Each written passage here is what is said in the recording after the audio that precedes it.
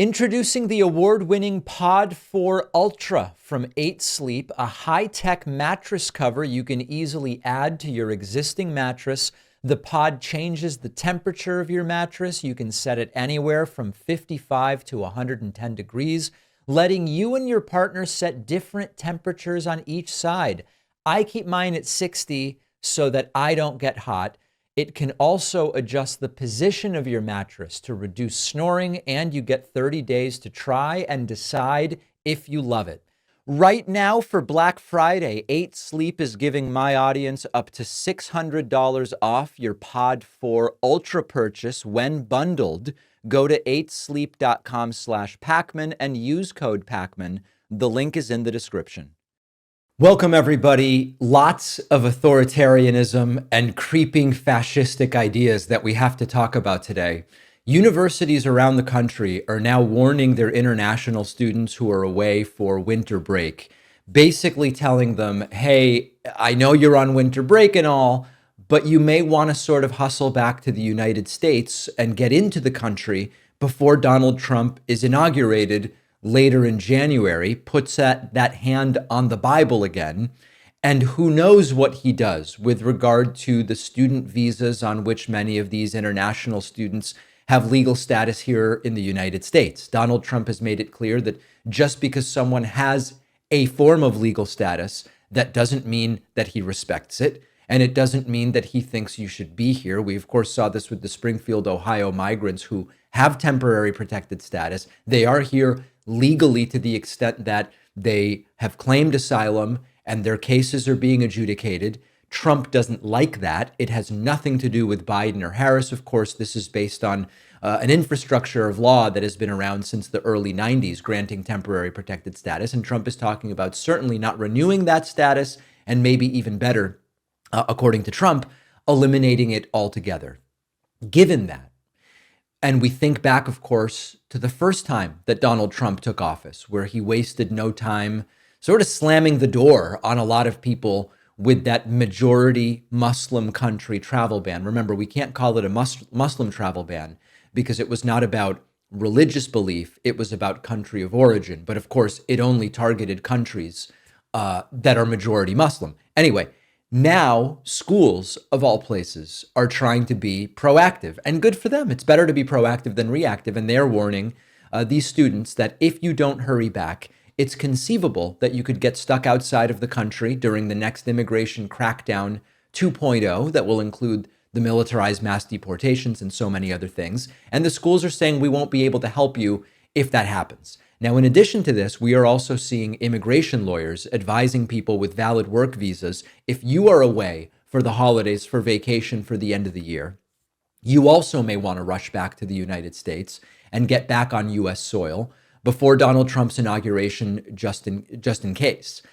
We all remember how the first term of Trump started, which was people were shut out at airports. Remember the chaos of people arriving, people on planes, when the Muslim majority country travel ban went into effect, landing and being in this, it's almost like Tom Hanks in Terminal kind of situation. Students, workers, families were separated.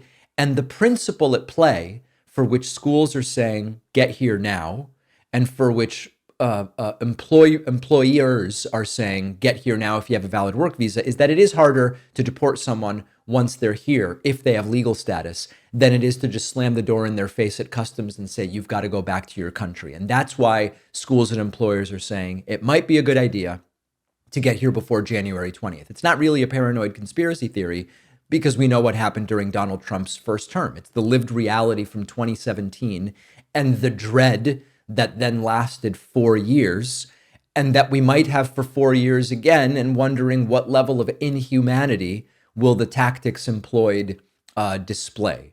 Other schools, so we have a list of schools here with the most international students, and it's NYU, Northeastern, Columbia, Arizona State. It's a long list. Not every one of these schools is choosing to draw attention to themselves, because that's the other risk. If you start putting out statements and then they go public, we're urging people to get back here and get back here quick. The risk is you bring attention onto yourself. And there are some schools who are saying, we're not going to say anything. Hopefully nobody will pay attention to us and all of our students will be able to get back here. But it's a sort of better safe than sorry approach.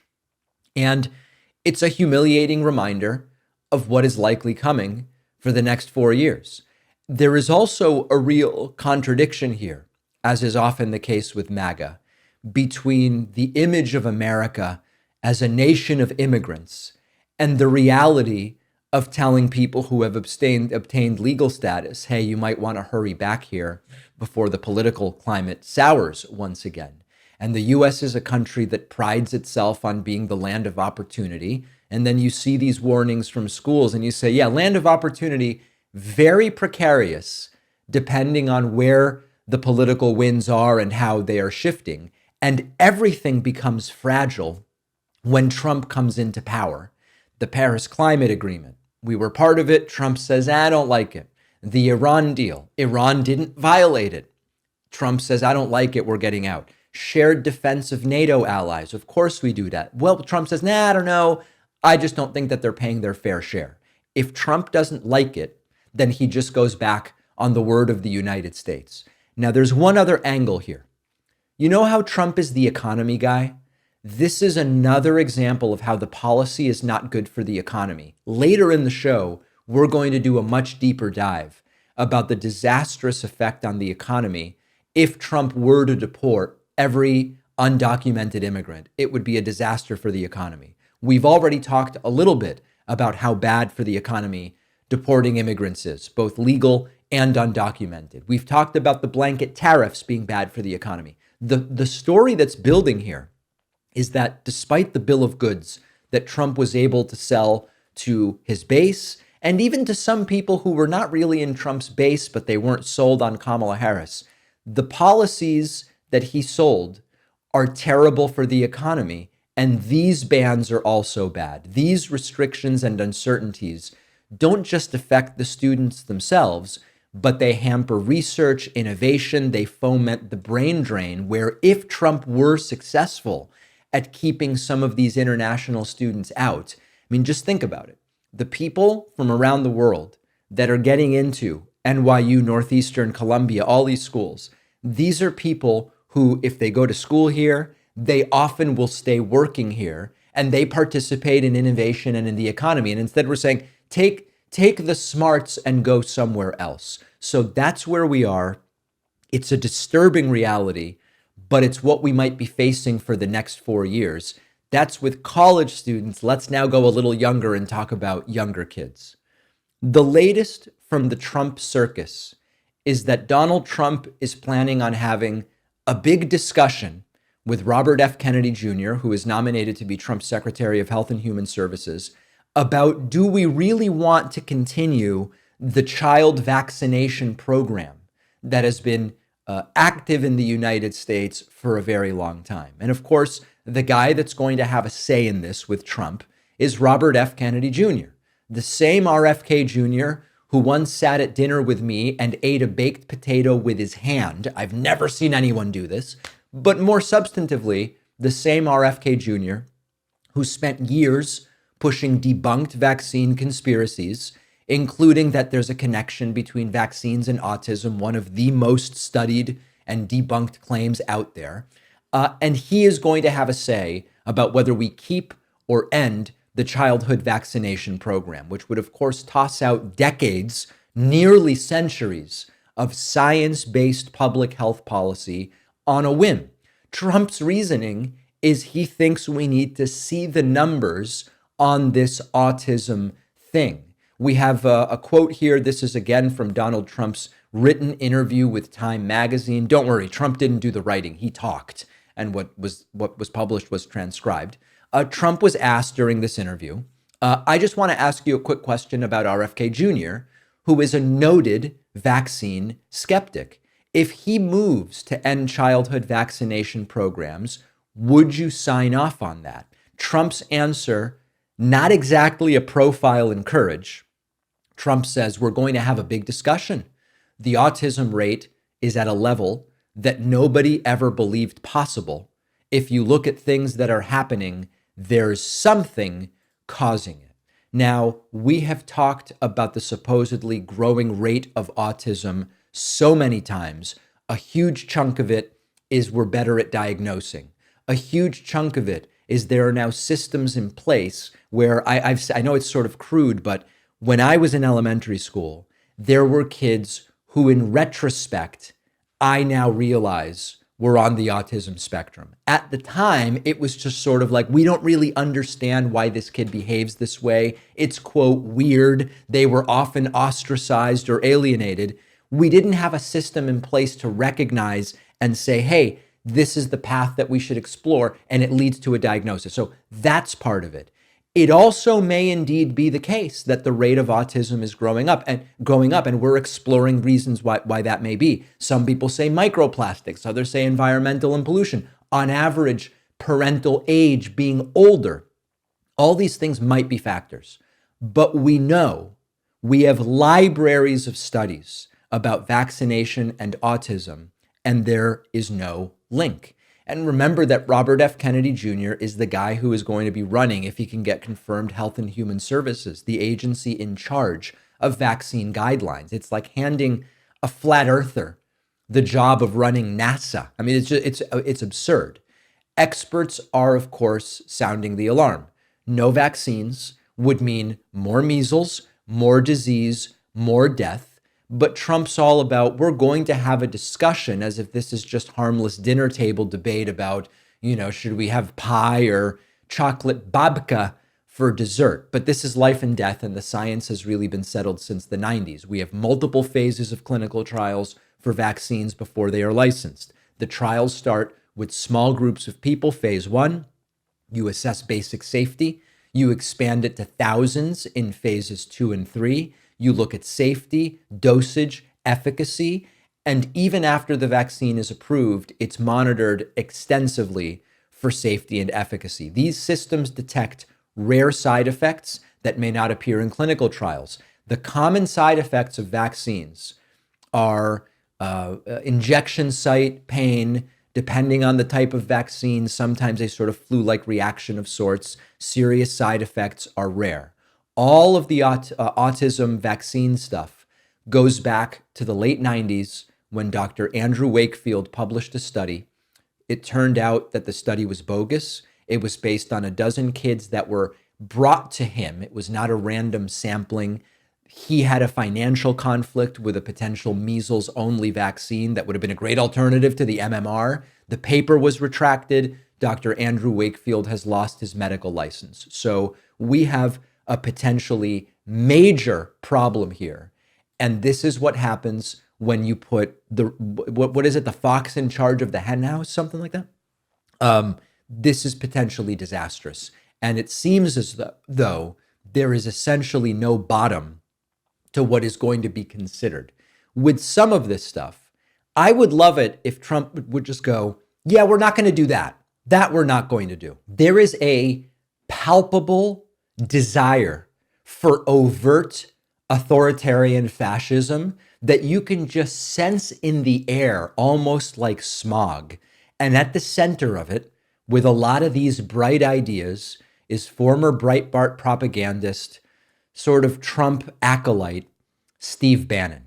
Steve Bannon spoke at the Young Republicans Club over the weekend. What a group, what a group.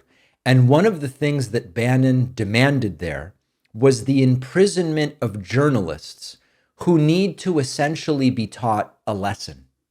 And here's Bannon explaining it. And as I often say when we look at these declarations, if there was no broader will to do this stuff, we might be able to write off Bannon's words as mere idle speculation. But Trump listens to Bannon. These are the people who are going to be at the center of power. And that is absolutely terrifying. Listen to this. This is what they voted for, many of them, a plurality. And I guess it's what they're going to get. This is dangerous stuff. They never in a million years thought we'd be back in power. And they need to learn what populist nationalist power is on the receiving end. I mean investigations, trials, and then incarceration. And I'm just talking about the media. Wow. Should the media, Mike, where's the viceroy? Should the media be included in the vast criminal conspiracy against President Trump and his followers?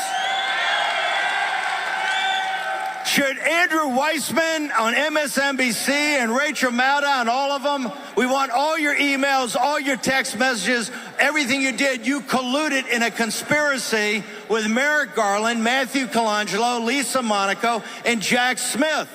Now, of course, not only is there no evidence of any of this stuff, this is some of the worst bloodthirsty insanity we've heard from these people.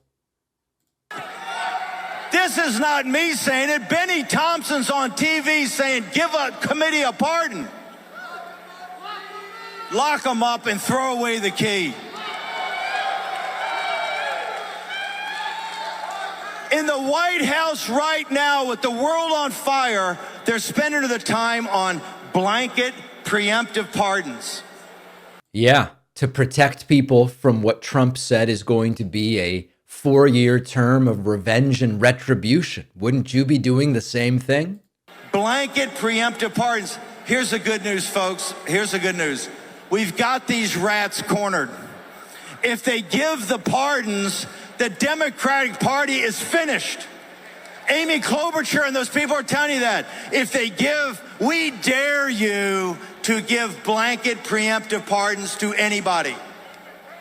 If it happens, the Democratic Party is over. And if it doesn't happen, you're all going to prison. That's what the Chinese call a win-win, right?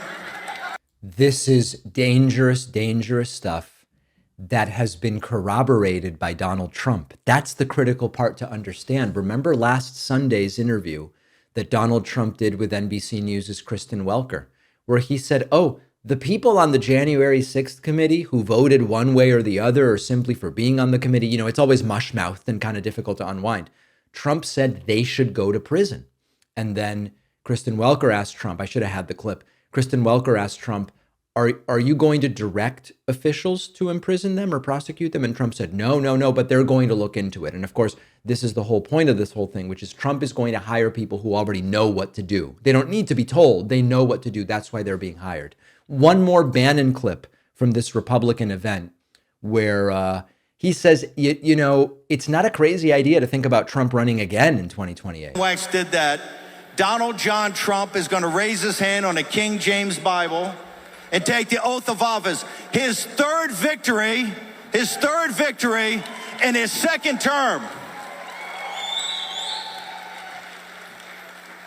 And the Viceroy, Mike Davis, tells me, since it doesn't actually say consecutive, that, I don't know, maybe we do it again in 28.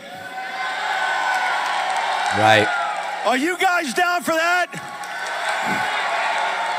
Trump 28?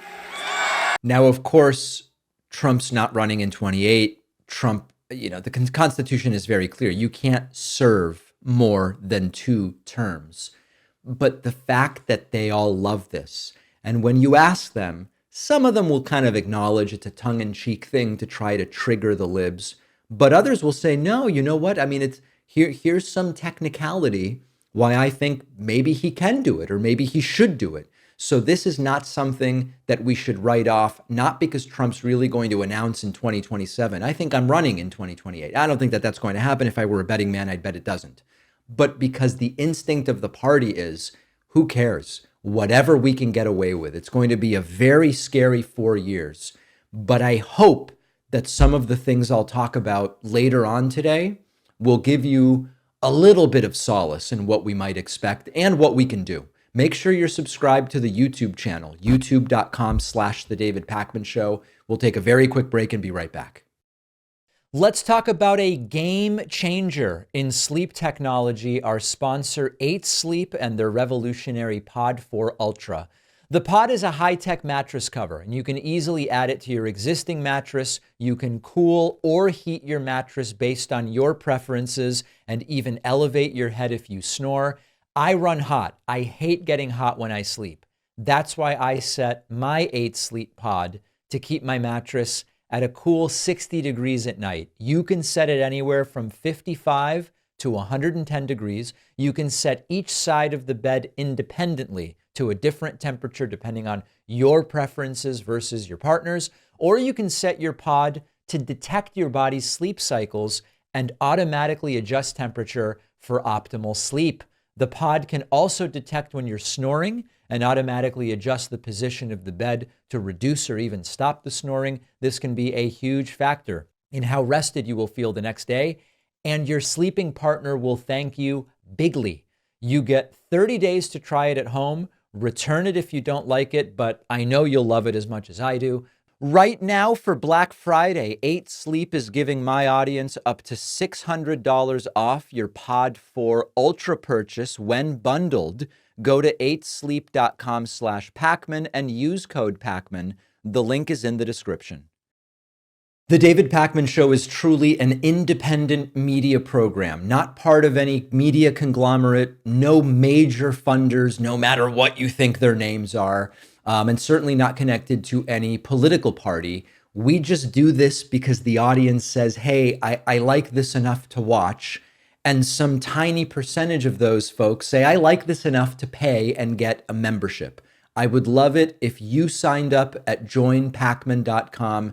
You can use the coupon code Not Again to save bigly off of the cost of a membership.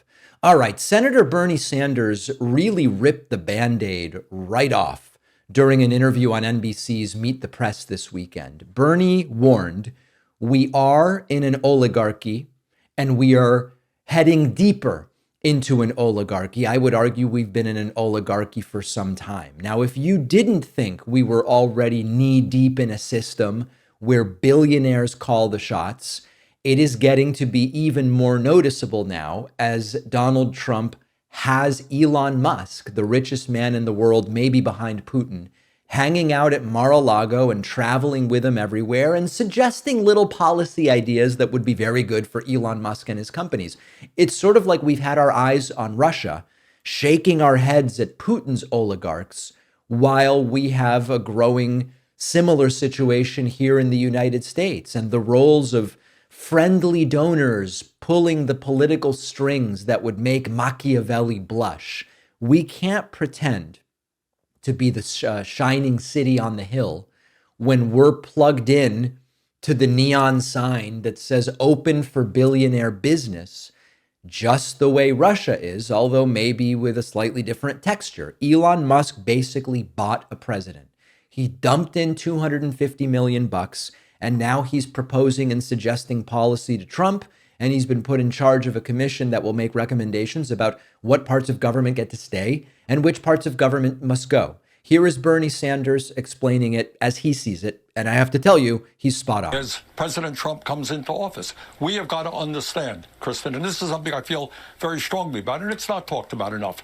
We are moving rapidly into an oligarchic form of society. Never before in American history have so few billionaires, so few people had so much wealth and so much power.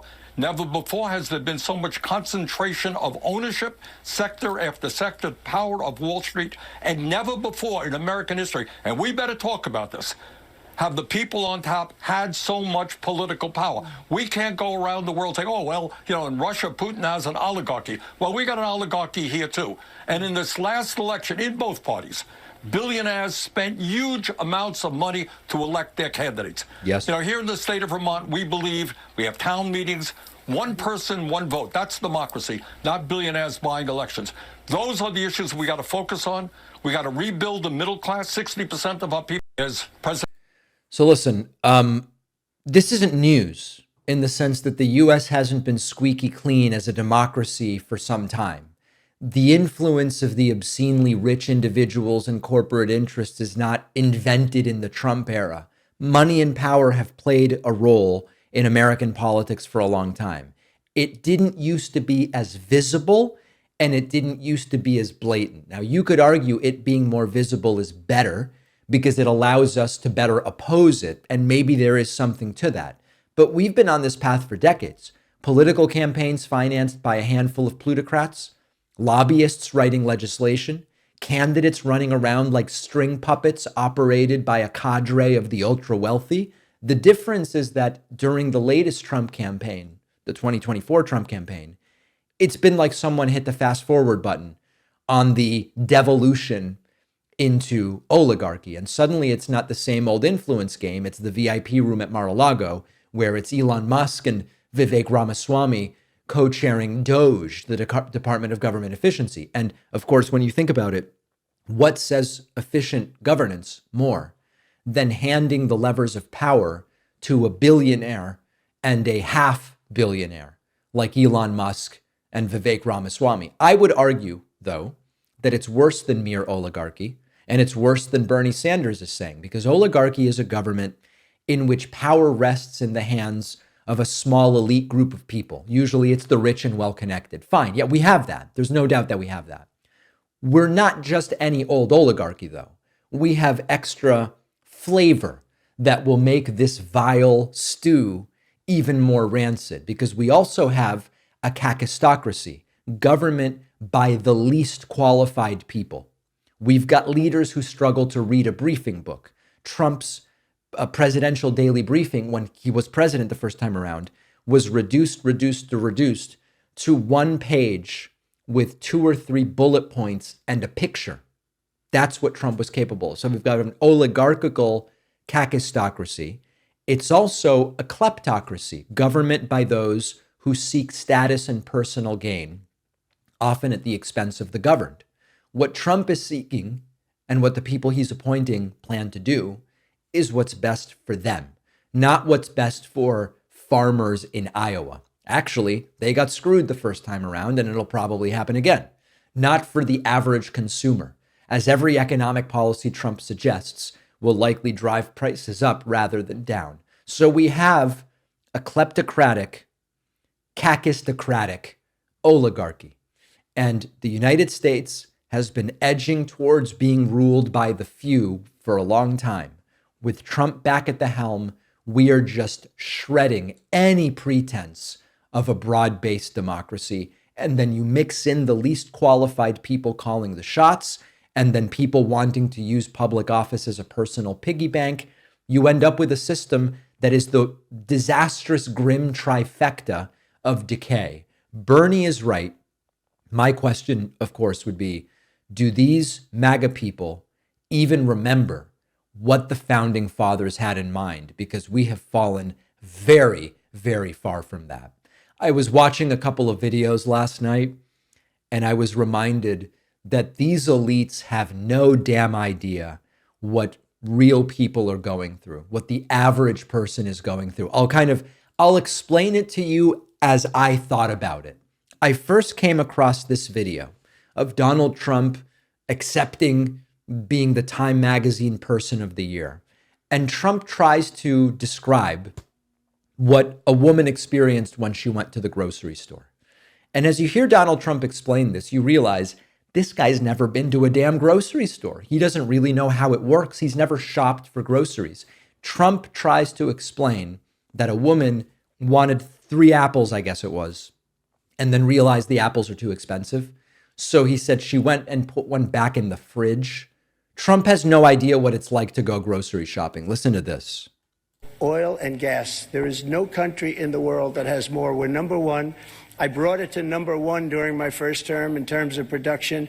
We're going to be number one plus. We'll do numbers that nobody will really see before. And when that happens, prices are going to start coming down because people can't afford their groceries, and they're going to be affording their groceries very soon. Here we go. I tell the story about a woman an old woman, no money, went to a grocery store, had 3 apples.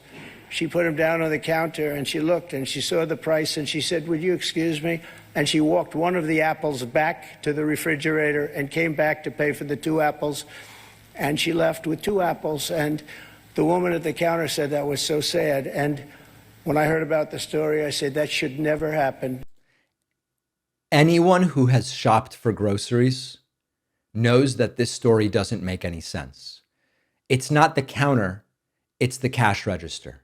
The apples are sold by the pound. You don't put them down and realize how expensive they are. If we are to say, well, it was at the register and they were weighed, and then the woman realized, oh, I've got 3 pounds of apples, it's too much. First of all, they don't go in a refrigerator. Secondly, you don't have to go and put them back. The cashier will just take it and then later they restock it. It's the little details, but Trump has no idea what the day-to-day is like, even of going to a grocery store. I would suggest to you that this highlights a broader issue. When the people making policy and saying, do we need this program or not? It doesn't seem like we need it. This level of being out of touch with the daily experience of average Americans makes them completely unable to decide policy in a way that really relates to what people are experiencing. If you don't even know how something as mundane as grocery shopping works, how on earth are you going to be able to say, like the meeting with Elon Musk and Republicans last week, maybe we'll cut Social Security benefits. Maybe the people getting $1,700 a month, they could get by on $1,550. It doesn't sound like a big difference, $150. Well, when all you have is $1,700, it is a big difference. And we've seen other examples of this. Remember the crudité fiasco with Dr. Oz, where he doesn't seem to understand what is in crudité, and he's using the word crudité, and also he doesn't even know the name of the grocery store that he's in. Remember this incident? Some vegetables for crudité, right? So here's a broccoli. That's $2. Not a ton of broccoli there. Here's some asparagus. That's $4. Right. And carrots. That's $4 more. Why you need 2 pounds of carrots for a crudité when you could just buy a carrot for 10 cents? $10 of vegetables there. And then we need some guacamole. That's $4 more. And she loves salsa. Yeah, there's salsa there. $6. Must be a shortage of salsa. Guys. Of course, salsa, I've never seen salsa in crudité. That's $20 for crudité, and this doesn't include the tequila. I mean, that's outrageous. So anyway, Dr. Oz, he uses this term crudité, which it just comes off a little weird. He says that he's in Wegner's, which is not a store. There's Wegmans and there's probably something else. He has no idea what's in a crudité. He doesn't realize you don't need to buy 2 pounds of carrots for crudité. They have loose carrots. It's a total disconnect from the everyday experiences of average voters, particularly where he was running in Pennsylvania. When leaders appear out of touch, it diminishes their credibility and the public's confidence in their ability to actually deal with these issues. These might just be gaffes, but it perpetuates and reminds us of the notion that political elites are insulated from the challenges of ordinary citizens. And this just widens the gap between where people are and what elected officials believe they need to do. And this detachment from everyday concerns starts to become a focal point in political campaigns. It influences voter perceptions. It influences outcomes. Now, what's remarkable about Trump is somehow Trump doesn't even know how grocery stores work. He remains immune to the backlash that usually flows out of these situations. Trump's a billionaire with a private jet, gilded penthouses, a life of luxury. His entire life, he's been kept away from the very people who now make up his base. He should be the poster child for elitism and should be rejected out of hand. But somehow he has convinced supporters that he's an everyman who understands their struggles, even when he obviously doesn't. And maybe it's the unpolished speaking style, his ability to weaponize grievances, his ability to come up with cheap insults about his political opponents, whatever. But even the incident of the woman put the apples back in the fridge from the counter just reminds us this guy is completely removed from everyday life. And we have an unparalleled disconnect right now between the average person and the average elected official at the federal level that's making these decisions. That can't possibly lead to policy that makes sense for the average American. Will they blame Trump is the question. I don't have an answer yet. Don't forget that the best way to support the David Pakman Show is by becoming a member, which gives you access to the daily bonus show, the regular show with no commercials. You also get access to our entire archive of every episode dating back a really long time, and plenty of other awesome membership perks. Go to joinpakman.com, joinpakman.com. All right, let's get into this, which I'm sort of disgusted that I even have to cover. The incoming Trump administration's plan for mass deportations, it's not just an enormous moral failure. This is a ticking economic time bomb that could blow up the entire American economy. Now, I know that some people are going to say, David, you're exaggerating. The facts are irrefutable, and the history is completely clear for anybody willing to open their eyes. So let me break down how this plays out, and hopefully this will talk some sense into the right-wingers who believe that morally it's right to deport every undocumented immigrant. If you care about the economy, maybe you'll consider that as well. We're going to look at this industry by industry, and we're going to look at the ripple effects of what Trump's deportation plan would do. Industries that depend on undocumented immigrants are going to be decimated. Take agriculture. Right now, undocumented immigrants make up between 50 and 70% of America's farm labor force. Guess what happens without them? Fields of produce sit and rot, unharvested and wasted. This isn't some left-wing fantasy. It's what happened in Georgia in 2011. Harsh anti-immigration laws led to this huge labor shortage, and farmers just sat around watching as $140 million worth of crops just never made it out of the ground. That is one single state. Now multiply that across the entire country, and you're looking at a very bleak economic picture. And of course, that will lead to the price of groceries going up. Trump promised down. Now he's acknowledging not so easy. Grocery prices will go up. The industry of building construction, same story. 13% of construction workers are undocumented. These are the people putting up buildings where you will either live or work or shop or go to the doctor's office or whatever the case may be. You remove them, it doesn't magically create American workers to fill the gap. Sure, eventually you may be able to do that, but not right away. What you will get instead are stalled projects, skyrocketing housing prices because we're building fewer homes, and slowed economic growth. It's a lose-lose. And of course, prices go up. That's the theme. The hospitality industry, restaurants, hotels, resorts, they all depend heavily on the undocumented workforce. When the undocumented workers vanish, small businesses, and I'm talking about, the family-run corner diner, not just the big chains, they will struggle to find staff. Over time, the result is fewer services and higher costs for consumers. So this is the economy grinding slower and slower because we pull out a critical gear. So now let's address the folks who think that the deportations actually save money because we don't devote resources that we currently devote. If we get all the undocumented immigrants out, all of a sudden we save a bunch of money. Undocumented immigrants pay about $12 billion a year into Social Security. Money they will never get back. They pay in, they won't get the money out. It funnels money into your eventual Social Security benefits. That's a net positive. It's propping up a system that many Americans depend on to retire. Undocumented immigrants pay nearly $12 billion in state and local taxes each year. They are funding your schools, your roads, your fire and police. You kick them out, what happens to the money? It's gone. Can you replace it? You can replace it if you want. The American taxpayer will end up holding the bag.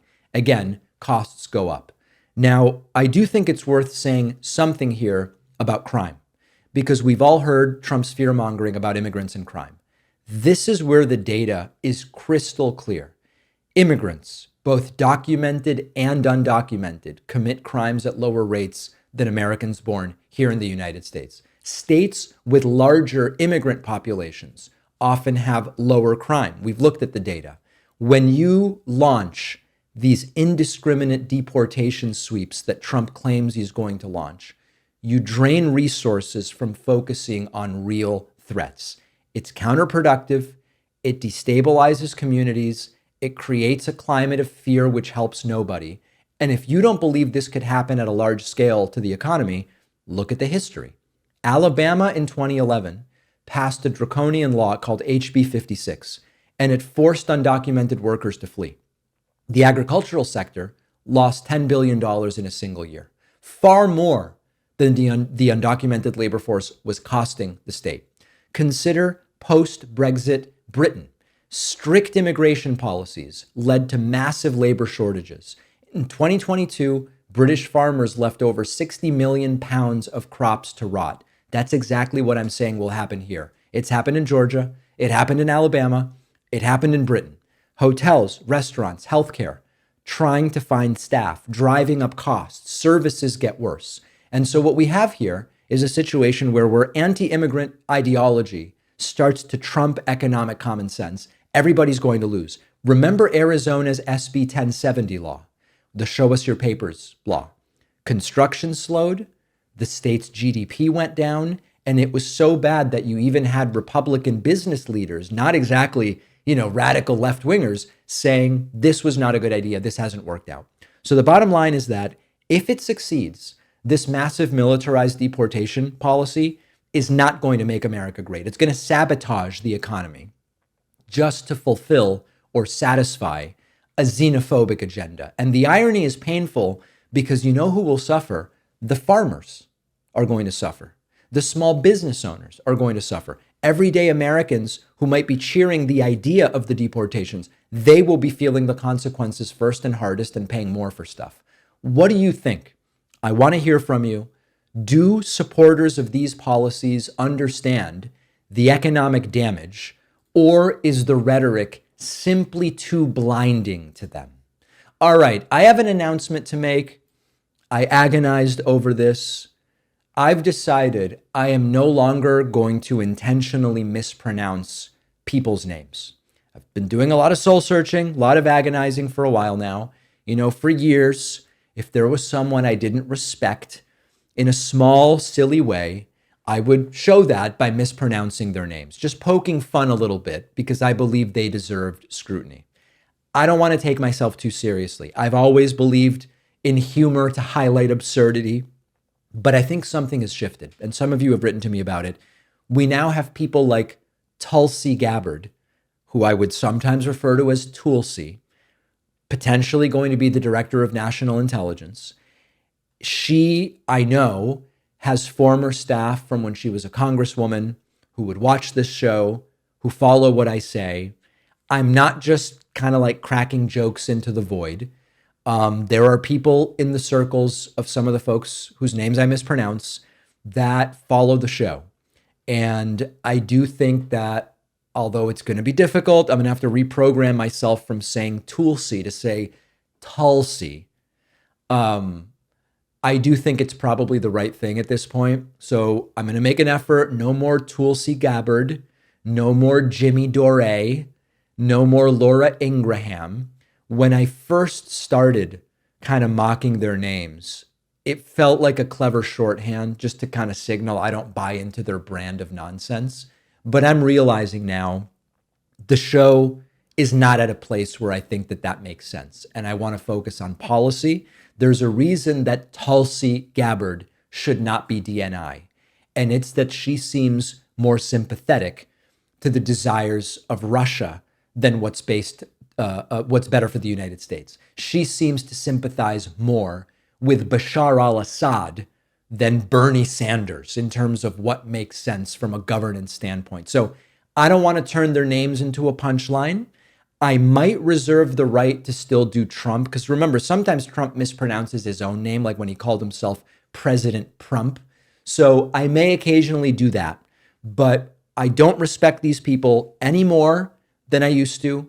But I think it's the time to move on from the mispronunciations. Let me know what you think. info@davidpakman.com. Leave a comment here.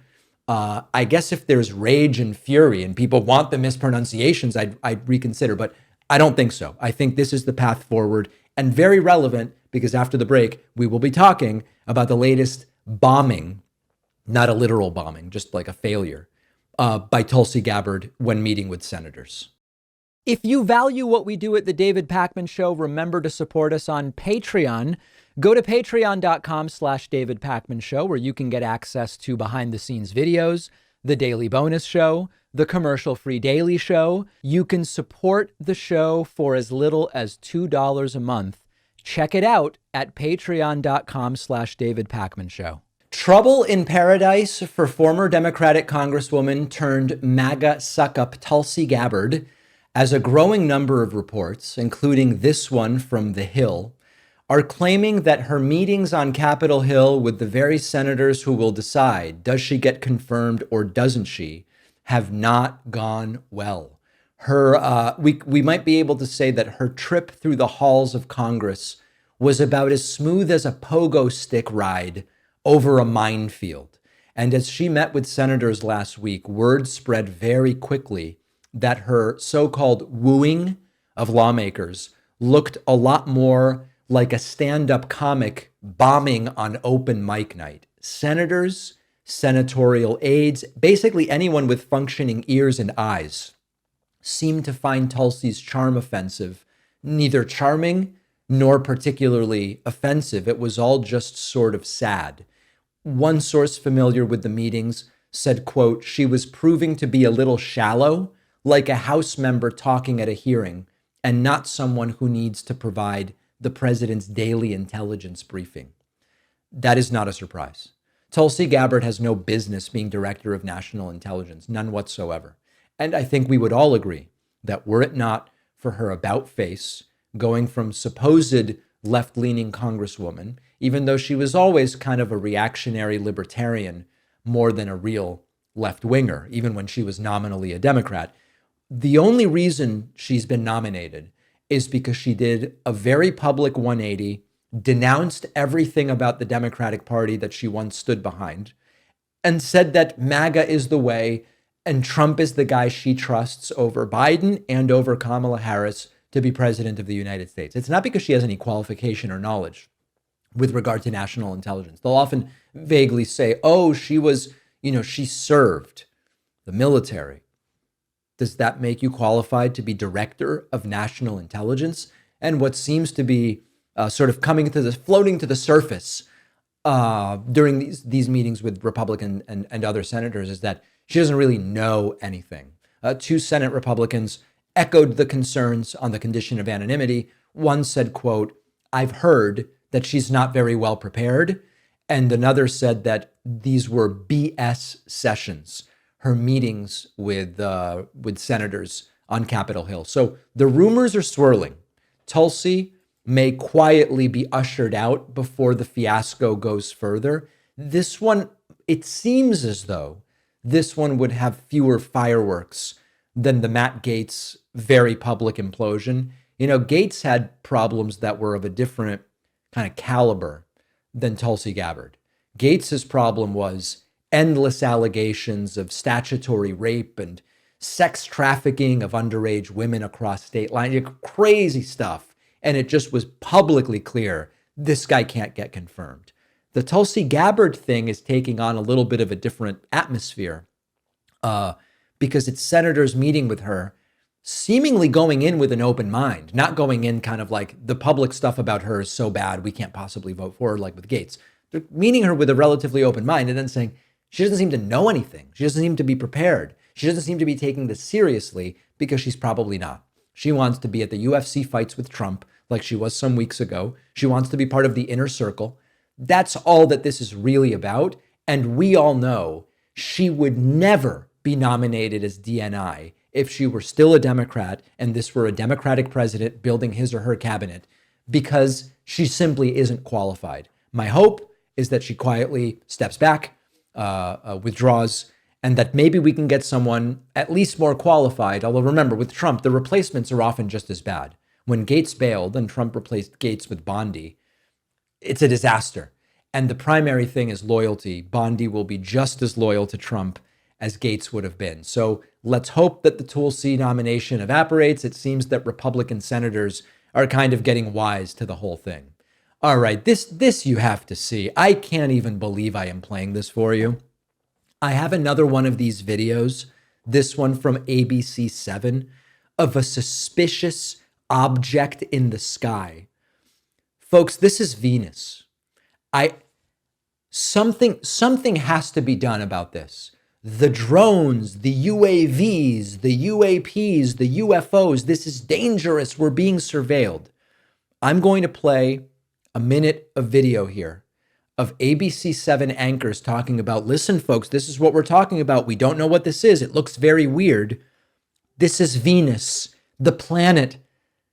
Oh, what is happening to us as a society? You know, when things like this are happening, it seems everyone starts to look up, like my crew and I have been here in Mendham recording this video that you're looking at right now. We have no idea what it is, if it's a natural phenomenon, because it could be, but this is why so many municipalities are now asking people to reach out and send their videos to them or to This is Venus. Experts who might be able to sort out what they're seeing in the skies. But I guarantee there are so many people looking up and making those recordings because this mystery is one that needs to be solved. For now, we're live here in Mendham Borough. Tony Yates, Channel 7 Eyewitness News. Lee's saying he's wondering whether or not that might be the moon, Tony, but you pointed out it's exactly the question people are asking. What is it? No. Yeah. Yeah, no, we're looking at the moon right now, and that's nowhere near the moon. Okay. All right. Yeah. Thank you very much. Yeah. I mean, what do we say? What do we say about this? Now, for those of you who have been writing in and saying, David, there is a real issue here with something that's up in the sky. If that is the case, you're undercutting wanting to be taken seriously when you go, what about this thing? And it's Venus. Now, I want to remind you, we did these yesterday. Here is a video taken by Governor Larry Hogan, also of suspicious objects in the sky. It's Orion's belt. These are stars. And you can see the video panning around. Oh, what is this suspicious little dot? What is that suspicious little dot?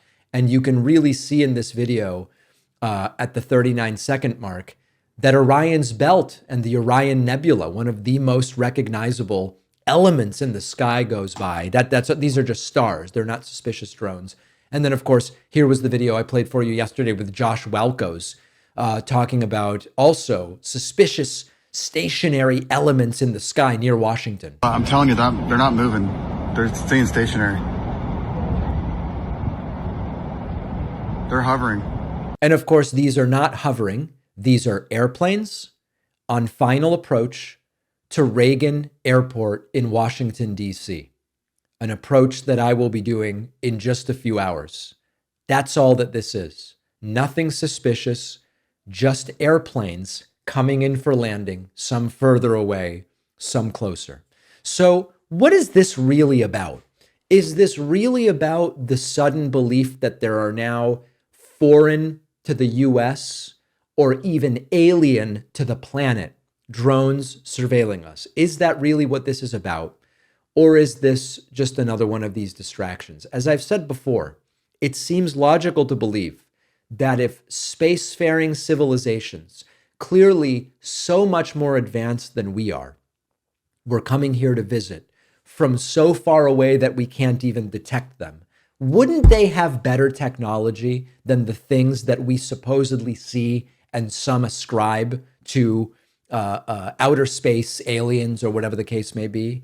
And if indeed these were spy elements from foreign countries, wouldn't it be to our advantage to say that that's what they are? Because it would simply unite the country against that and against this violation of our airspace and blah, blah, blah, blah. None of it even passes the sniff test. Now, as I've said before, sometimes things that are seen, I think it was in the 50s, there were these weather balloon tests. And all of a sudden you had all of these reports of UFOs and it was briefly believed to be alien. And then we figured out an explanation. It was something that was being tested. We ultimately got an explanation. If that's what it is, then sure, I would love to know. But so far, the videos people have been sending me, I asked for videos yesterday. It's either stuff that has ended up being airplanes, it's stars, it's planets. That's what we're seeing right now. And I know that this angers some of the people in my audience, but I am simply not seeing what it's disproportionately right-wingers. And I can't say I understand why. I am just not seeing it the way that that people are writing to me about. All right, so I am going to have, hopefully, some great and interesting stories for you on tomorrow's bonus show from my trip to DC. I'm getting up to some really interesting stuff. We're going to see some other content creators talk about building this left-wing ecosystem going to be seeing some officials and a lot of interesting things. So I'll talk about that tomorrow.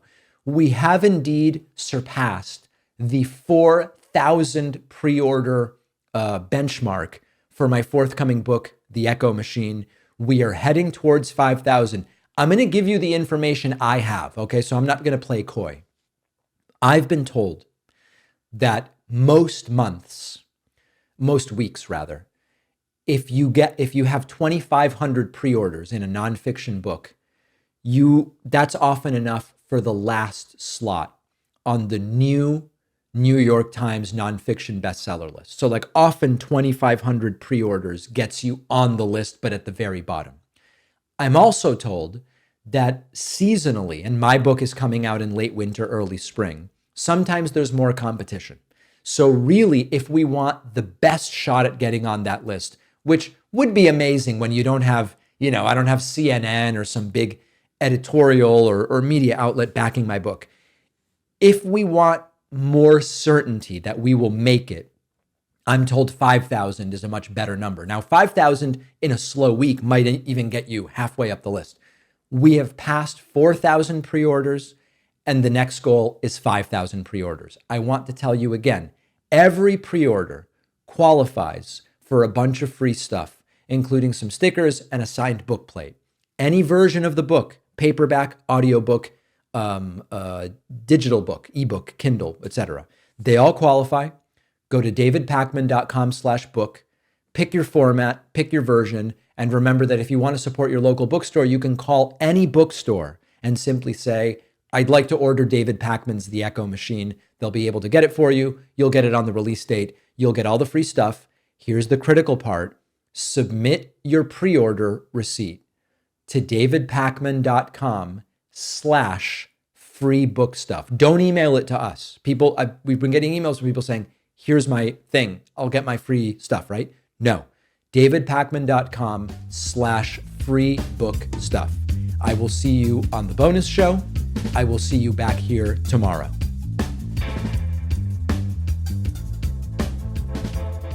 Thanks a lot for watching today's show. I just want to take a second to tell you about today's sponsors. Introducing the award-winning Pod 4 Ultra from 8 Sleep, a high-tech mattress cover you can easily add to your existing mattress. The pod changes the temperature of your mattress. You can set it anywhere from 55 to 110 degrees, letting you and your partner set different temperatures on each side. I keep mine at 60 so that I don't get hot. It can also adjust the position of your mattress to reduce snoring, and you get 30 days to try and decide if you love it.